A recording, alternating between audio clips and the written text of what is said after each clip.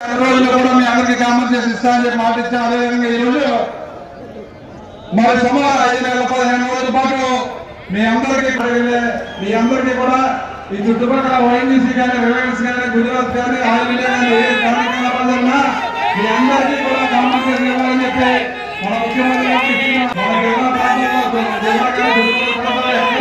ఏ విధంగా ఏదైతే జిఎస్టీసీ ONGC take up చేసిందో ఆ టైంలో మల్లాడి కృష్ణారావు గారి ఆధ్వర్యంలో మరి మన ముఖ్యమంత్రి గారి చేత లెటర్ రాయించుకుని ధర్మేంద్ర ప్రధాన్ గారికి మన నాగేశ్వరరావు నేను కలిసి బాబు గారి పెద్దలు ఆ రోజు ఎంపీగా మన పండు రవీంద్ర బాబు గారు ఆయన 2 పర్యాయాలు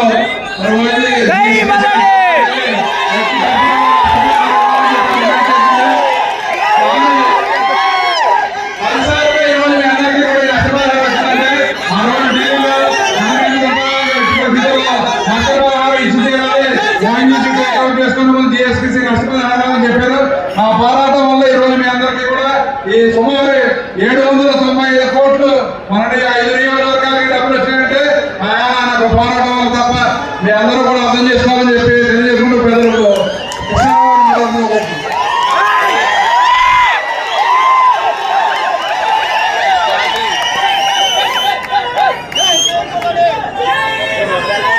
ఆ రోజు నెలకి 9,750 రూపాయలని 30 రోజుల్లో 25 రోజులకి ఫిషింగ్ కట్టి మొట్టమొదటిసారిగా ప్రతి మనిషికి అని చెప్పేసి ఆ పోరాటం ప్రతిఫలాల వల్ల మనం దగ్గరగా 13 నెలల డబ్బులు 2 ఇన్స్టాల్మెంట్లో అది కూడా ముందు 6 నెలల డబ్బులు ఇచ్చి మిగతా ఇవ్వకపోతే ఆ రోజు నేను మరలా ఢిల్లీకి మా పాండిచ్చేరి చీఫ్ సెక్రటరీని మా పాండిచ్చేరి సంబంధించిన ఎంపీని అలాగే మీ ముమ్మడివరం ఎమ్మెల్యేగా ఉన్న బుచ్చిరాజు గారిని నాగేశ్వరరావు గారిని అలాగే కర్రీ చిట్టిబాబు గారిని కూడా తీసుకెళ్లి ఢిల్లీలో మీటింగ్ ఏర్పాటు చేసి 7 నెలల డబ్బులు ఇచ్చి ఇవ్వడానికి నిర్ణయం తీసుకుని లేటుగా అయినా సరే ఆ 7 నెలల డబ్బులు కూడా వచ్చే విధంగా ఏర్పాటు చేయడం జరిగిందన్న విషయాన్ని మీ అందరికీ కూడా మనం చేసుకుంటూ ఉన్నాను. ఇప్పటికీ కూడా నేను ఇంకా లాస్ట్ అమౌంట్ అనుకుంటలే, ఎందుకంటే ఓఎన్జీసీ కంపెనీ వాళ్ళు ఇదే లాస్ట్ అని చెప్పి చెప్తున్నారు. కానీ భారత ప్రభుత్వం దీనికి ఆడిట్ అయ్యే భారత ప్రభుత్వం ఆడిట్ చేసిన తర్వాత ఏ రోజుకైతే పైప్ లైన్ కంప్లీట్ అయ్యిందని చెప్పిందో అప్పుడు వరకు కూడా ఈ ఓఎన్జీసీ డబ్బులు ఇవ్వాలన్న విషయాన్ని ఇక్కడ ఉన్న అధికారులు కానీ అందరూ కూడా మరి ఒకసారి ఆలోచన చేయమని చెప్పేసి మీ అందరికీ మనం చేస్తూ ఉన్నాను. ఇందులో మత్స్యకారులు అందరికీ డబ్బు వస్తుందని చెప్పేసి అనుకుంటూ ఉన్నారు. పొరపాటు, అందరికీ రావటం లేదు. ఆ రోజు కాకినాడ నియోజకవర్గం కానీ రూరల్ నియోజకవర్గం కానీ పిఠాపురం నియోజకవర్గం కానీ అలాగే తుని కానీ ఆ రోజుల్లో మరి కొండబాబు కూడా ప్రజాప్రతినిధులు అప్పుడు లేకపోవడం వల్ల సరైన పోరాటంలో మాకు అందుబాటులోకి రాకపోవడం వల్ల ఈ నియోజకవర్గాలు మాత్రమే వచ్చింది. గత నెల 22వ తారీఖున మీ ముఖ్యమంత్రి చంద్రబాబు నాయుడు గారిని నా ఆధ్వర్యం అలాగే రవీంద్ర గారు అలాగే వేదిక మీద ఉన్న ఎమ్మెల్యేలు అందరూ కలిసి మరి రికమెండేషన్ సబ్మిట్ చేస్తున్నాం.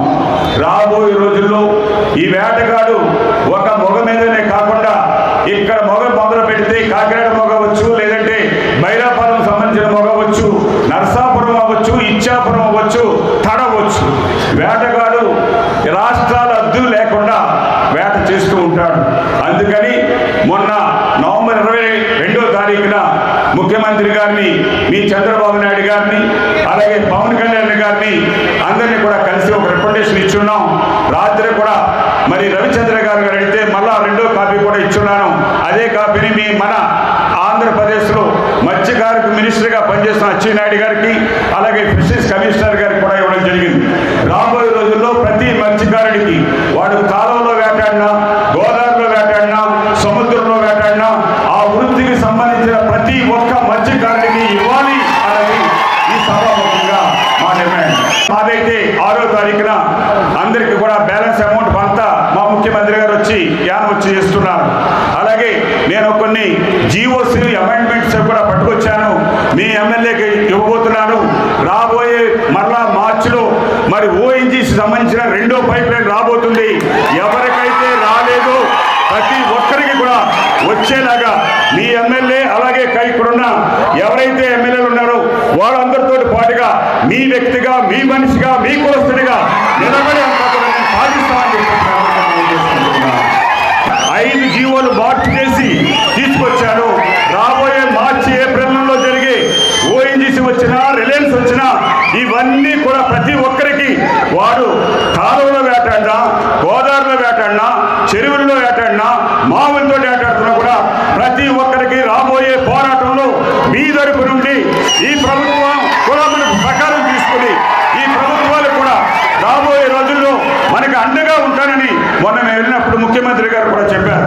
అందుకని మిగతా కాన్స్టిట్యూన్సీలే కాదు మత్స్యకారుడు అనుకున్న వాడు ఒక అగ్నికుల సత్రుడే కాకుండా సబ్ క్యాస్ట్ 14 కులాల్లో ఏ వృత్తులు అయితే ఉన్నారో ఆ వృత్తుల్లో ఉండి దాని కనెక్టింగ్ ఏవైతే వ్యాపారాలు సంబంధించి చేసిన ప్రతి ఒక్కరికి కూడా వచ్చే విధంగా ఏర్పాటు చేయడానికి మనం అందరూ కూడా నడుము గట్టి పనిచేయాలని చెప్పేసి తెలియజేసుకుంటూ అలాగే మరి ఈ ఆంధ్రప్రదేశ్ ప్రభుత్వం ఈ మధ్య కాలంలో మరి ఎక్కువగా గోదావరి పక్కని సముద్రం పక్కని రాబోయే రోజుల్లో అనేకమైన డెవలప్మెంట్ కార్యక్రమాలు చేయడానికి మీ ముఖ్యమంత్రి గారు కానీ అలాగే మీ డిప్యూటీ సీఎం గారు కానీ అలాగే బీజేపీ ప్రభుత్వం కానీ నిర్ణయాలు తీసుకుంటుంది. ఆ నిర్ణయాలు తీసుకునేటప్పుడు ముఖ్యంగా నష్టం జరిగేది ఒక మత్స్యకారుడికి మాత్రమే నష్టం జరుగుతుంది. ఇప్పటికీ నా వయసు 61 సంవత్సరాలు చూస్తే 50 సంవత్సరాలుగా చూసిన అనేకమైన మత్స్య సంపద అంతా కూడా నశించిపోతుంది. దానికి పొల్యూషన్ ప్రాబ్లం వల్ల ప్రతి డ్రైనేజ్ రోడ్డు కానీ ప్రతి ఫ్యాక్టరీది కానీ వెళ్ళిపోవడం వల్ల జాతులు తరమరుగైపోతున్నాయి. అందుకని రెండో డిమాండ్గా మీ ముఖ్యమంత్రి గారికి కూడా చెప్పాం, మేము మీ డెవలప్మెంట్ని ఎక్కడా కూడా అడ్డుకోవడానికి ప్రయత్నం చేయకుండా సపోర్టే చేస్తాం. కానీ ఆ ఏరియాలో ఉండే మత్స్యకార గ్రామాల్లో ఎంతైతే జనాభా ఉందో ప్రతి ఫ్యాక్టరీలో ప్రతి ఇంటికి కూడా ఉద్యోగం ఇచ్చేలాగా రిజర్వేషన్ పెట్టండి అని చెప్పేసి చెప్పడం జరిగింది. ఈ రెండు చేస్తే మనకి చాలు. మిగతా ప్రభుత్వాలు అనేకమైన మంచి పనులు చేయడానికి ప్రయత్నాలు చేస్తుంది, ఇంకా చేస్తూ ఉంటారని చెప్పేసి మీ అందరికీ తెలియజేసుకుంటూ ఒక కమ్యూనిటీకి సంబంధించిన వ్యక్తిగా కమ్యూనిటీకి సంబంధించిన విషయాలే మాట్లాడి నేను 2 విషయాలు మాట్లాడి వెళ్దామని వచ్చాను. దయచేసి ఈ ప్రభుత్వానికి ఆంధ్రప్రదేశ్ ప్రభుత్వానికి మీ అందరికీ కూడా మంచి పని చేసే ప్రభుత్వాలకి సహకారం అందించండి. అలాగే సహకారం అందిస్తున్న వాళ్ళకి ప్రభుత్వాలు కూడా పూర్తి సహకారం అందించాలని చెప్పేసి కోరుకుంటూ మీ వ్యక్తిగా మీ కులస్తుడిగా మీ మల్లాడి కృష్ణారావుగా మీ దగ్గర సెలవు తీసుకుంటున్నాను. మొత్తం అన్ని జీవులు